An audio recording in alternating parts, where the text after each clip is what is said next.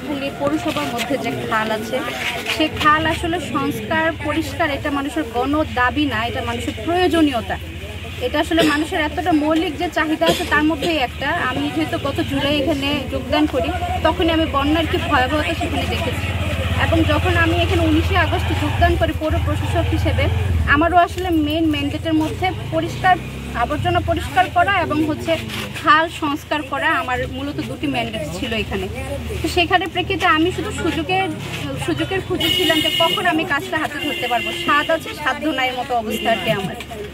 তো আপনাদের সকলের সহযোগিতায় আমার পৌরসভার কিছুটা সাধ্য হয়েছে যে তাও এই আমাদের আগামী বন্যার আগেই, সেটা আমি সৃষ্টিকর্তার কাছেও আমি ধন্যবাদ জানি, সে তারই কৃপা এবং আপনাদের সকলের সহযোগিতায় নোয়াখালী পৌরসভার অধীন যেসব খাল আছে সেসব খাল আগামী 1 সপ্তাহের মধ্যে একটা ম্যান্ডেট নিয়ে আমি সংস্কার এবং পরিষ্কারের উদ্যোগ নিয়েছি।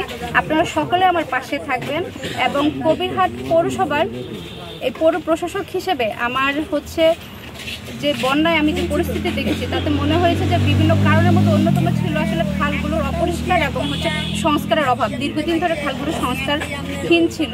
তো সেক্ষেত্রে পৌর প্রশাসকের সাথে আপনারা সকলে সহযোগিতা করবেন। কবিরহাট পৌরবাসীর প্রতি আপনাদের প্রতি আমার আহ্বান, এবং আপনারা আজকে নিজেরা দেখতে পাচ্ছেন এখানে দলমত নির্বিশেষে সকলে আসলে স্বাতন্ত্র্যে অংশগ্রহণ করেছেন এই সংস্কার এবং পরিষ্কার কার্যক্রমে। আমি সকলের সহযোগিতা কামনা করে আমি খাল সংস্কার এবং পরিষ্কার কার্যক্রমে শুভ উদ্বোধন ঘোষণা করছি।